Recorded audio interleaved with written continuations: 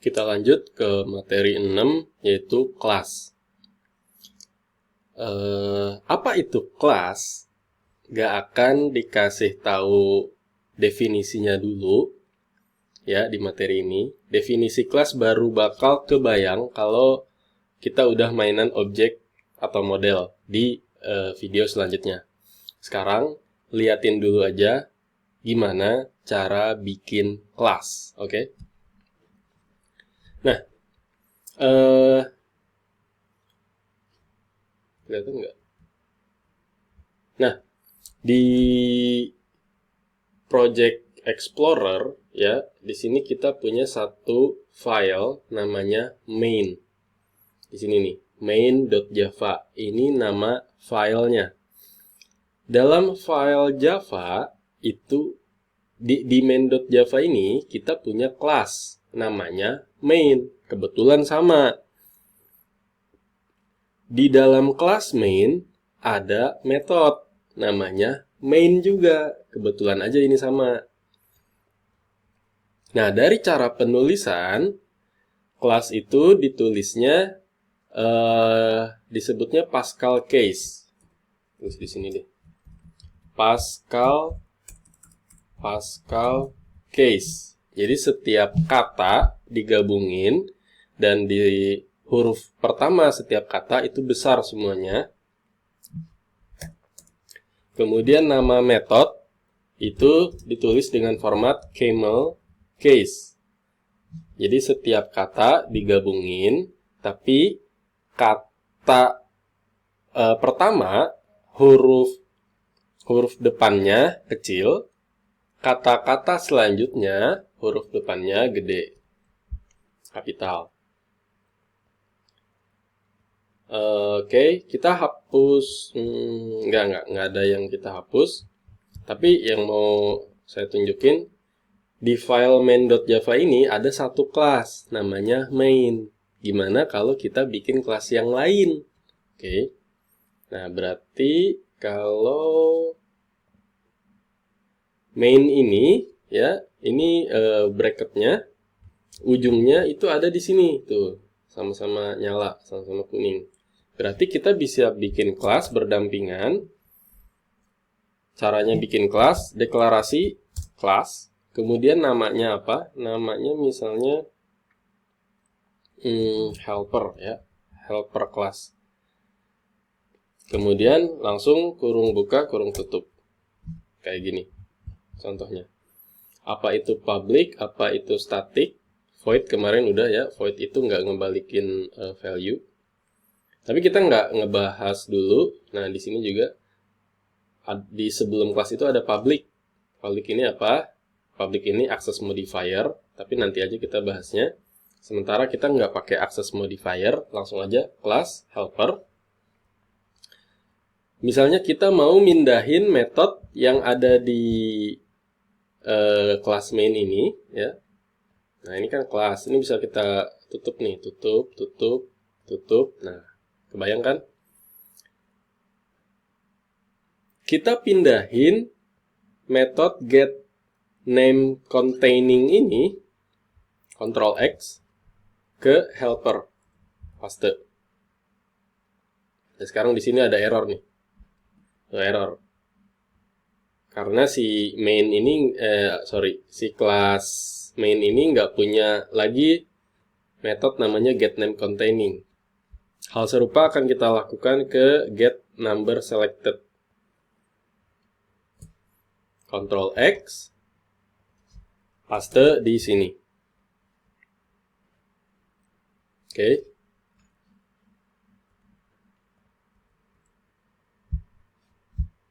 Nah, sekarang kita benerin errornya. Cara benerin errornya, pertama kita harus ngerti dulu kenapa si print name containing dan print kelipatan ini nggak error. Karena print kelipatan dan print containing itu ada dalam kelas yang sama. Ya.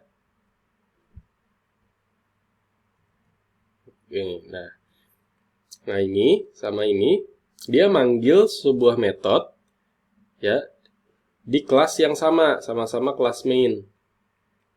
Jadi bisa diakses dengan mudah. Terus si getNameContaining ini merah, nggak bisa dia ngakses ke luar kelas. Ya, ini kan metode. Dia pengen ngakses metodenya keluar kelas. Gimana dong cara bisa aksesnya? Panggil dulu kelasnya. Ini kelas helper, berarti kita harus manggil di sini helper. Ya, jangan lupa helpernya yang com.anggastudio sesuai package-nya ini. Kemudian kasih titik dot. Tuh ada getNameContaining. Udah nggak error lagi. Jadi kita akses dulu kelasnya, kemudian baru kita bisa mengakses metodenya. Nah, terus kita lihat kita coba yang getNumberSelected. Tambahin helper dot. Nah, fontnya udah jadi putih, tapi ada garis merah, error katanya. Apa errornya? Kita lihat. Make helper get number selected package private. Di sini juga ada jadiin protected atau jadiin public. Apa sih bedanya? Kita lihat. GetNameContaining ini ya nggak error karena akses modifiernya public. Maksudnya public boleh diakses siapapun gitu. Asalkan manggil dulu kelasnya. Sedangkan yang getNumberSelected, akses modifiernya private. Dia cuma boleh dipanggil di kelas helper aja. Jadi private gitu. Dalam sebuah kelas dia aja yang manggil. Nah, supaya bisa dipanggil di kelasnya main di sini, maka kita bisa ganti private jadi public. Tuh, udah nggak error lagi. Oke. Kita jalanin. Emang ada bedanya?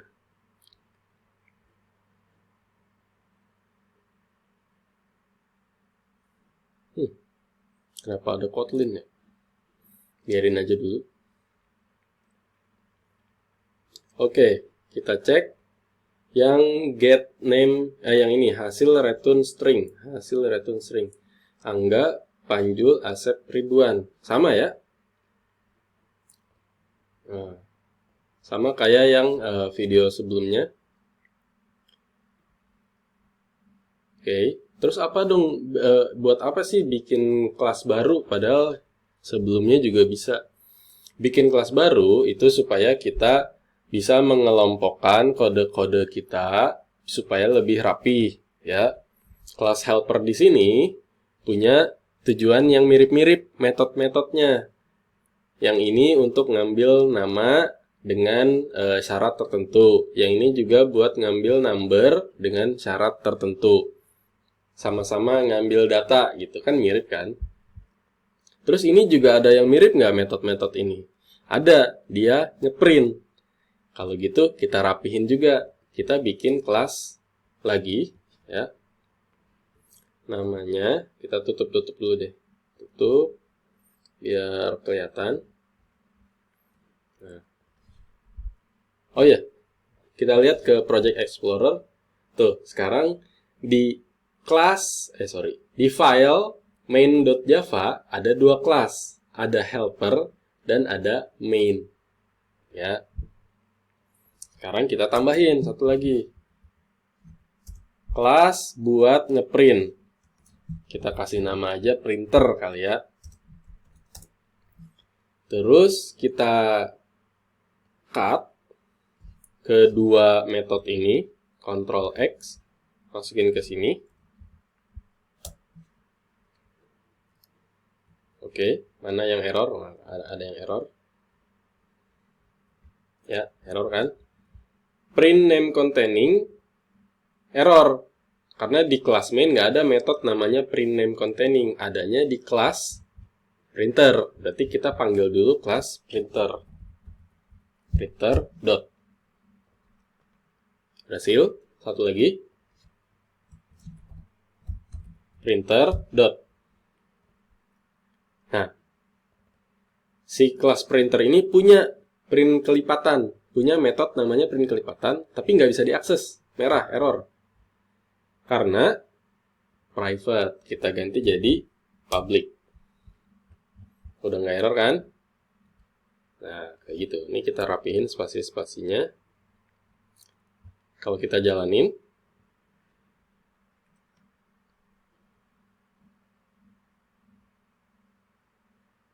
tuh, sama aja ya. Nggak ada bedanya, kita cuman mindahin sebuah metode dalam kelas yang sama ke kelas yang lain. Kelas ini tuh disebutnya kelas eksternal. Bener nggak ya? Kayaknya sih eksternal, karena memang di luar kelas. Ada juga yang disebut kelas internal. Kelas internal ini kalau kelas helper ada di dalam kelas main, sejajar dengan metode dia, sejajar dengan metode-metodenya si kelas main. Kita coba ya. Kita cut si helper, kemudian paste. Tuh. Sekarang, nah, kelas helper ini ada di dalam kelas main. Yang kayak gini namanya internal class. Yang ini external class. Tapi di sini error. Apa errornya? Kita coba cek. Inner classes cannot have static declaration. Jadi nggak boleh static katanya kalau kelas internal. Gue juga nggak tahu kenapa. Ikutin aja.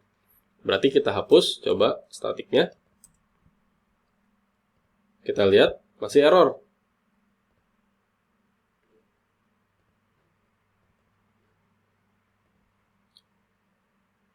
Nah, tadi metodenya kita yang awalnya statik kita ubah jadi nggak statik. Coba kasih statik.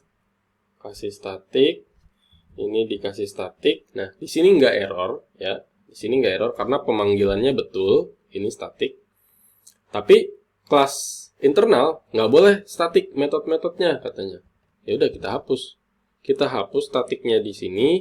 Kita pindahin ke kelasnya statik.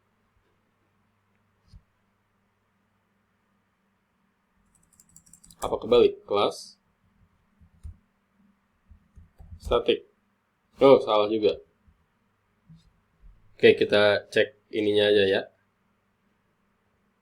Make helper static. Oh iya bener. Tapi masih error. Kita cek lagi. Make helper getName static. Nah, baru bisa. Oke. Jadi si kelas internal itu kalau kelasnya nggak statik, metodenya nggak boleh statik. Tapi kalau kelasnya statik, nah baru di sini metode-metodenya boleh statik. Oke, ini kelas internal. Kita coba jalanin lagi.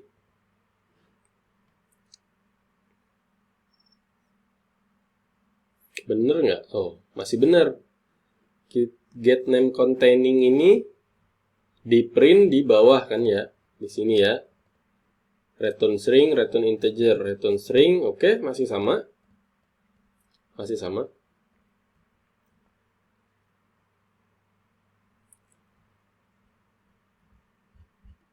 Nah, jadi kayak gitu. Ada kelas eksternal, ada kelas internal. Tapi kita sekarang baru cuman mainan satu file. Gimana kalau lebih dari satu file? Bagusnya, best practice-nya, satu file Java itu punya satu kelas. Ya. Jadi, responsibility-nya itu tunggal. Single responsibility. Satu file cuman punya satu kelas. Berarti kita bikin file baru. Main.java ini kan file. Nah, caranya bikin kelas ada banyak caranya. Cara yang paling umum itu pergi ke package-nya di sini, kemudian klik kanan, kemudian new, kemudian pilih Java class. Oke, kasih namanya. Namanya tadi adalah helper, ya. Enter. Tuh, dikasih langsung dikasih kelas. Terus akses modifiernya public, biar bisa diakses. Nih, akses modifier yang ini, yang printer, sekarang kan nggak pakai akses modifier. Secara default, kalau nggak pakai akses modifier itu berarti private. Ya, kalau nggak ditulis. Dia private, sehingga si kelas printer ini cuman bisa dipanggil. Siapa yang manggil kelas printer? Control klik. Printer print name. Tuh. Ya, masih satu file, jadi masih boleh. Tapi kalau udah beda file, kalau pengen bisa diakses, wajib pakai akses modifier public. Sekarang kelas helper sudah terbentuk, kita pindahin metode-metodenya yang ada di sini. Control cut, pindahin ke sini. Ya. Tuh, ini sama aja isinya. Tapi sekarang abu-abu karena belum ada yang pakai. Ini kita hapus. No, langsung. Dia udah bisa. Kalau kontrol klik, langsung masuk ke sini. Ya, kalau kontrol klik lagi, masuk lagi ke sini. Ini yang pakai. Nah, kemudian kita bikin lagi yang printer. Klik kanan. Itu kan tadi cara satu ya. Klik kanan, kemudian new. Cara lain adalah, misalnya ini kita cut dulu. Ctrl X. Oke. Berarti udah kesimpan ya. Ctrl X. Kemudian yang kelas printer ini kita hapus. Hapus. Printer di sini error dong, karena kelas printer sudah dihapus. Tapi masih ditulis. Ketika ada tulisannya tapi nggak ada kelasnya, dia bakal merah. Dari yang merah ini kita bisa pencet Alt Enter. Dikasih pilihan mau import class atau create class atau create field dan lain-lain. Sekarang kita maunya create class. Berarti ke bawah. Enter. Kemudian ditanya destination package-nya di mana? Ya com.anggastudio di sini. Nah, dibikinin lagi file baru dengan kelas printer. Sekarang si main-nya masih merah. Kenapa? Kelas printernya udah ada, tapi metodenya belum ada. Sekarang balik lagi ke kelas printer, paste yang tadi. Paste. Nah. Balik lagi ke main, udah nggak error. Oke. Dan sekarang jadi lebih rapih ya. Lebih rapih karena nggak banyak kode di sini. Kode-kodenya udah kita pindah-pindahin. Nah. Oke, kita coba jalanin.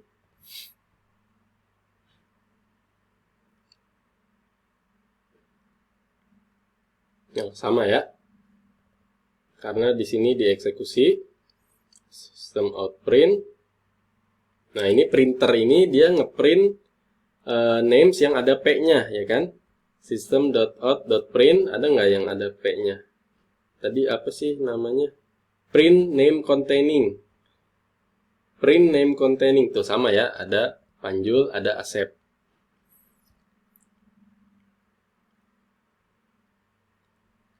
Oke, kayak gitu. Kebayang nggak kelas itu apa?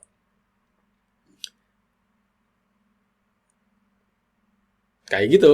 Susah kan jelasinnya? Lebih enak jelasinnya di video selanjutnya ketika kita sudah mainan objek atau model. Oke? See you next time.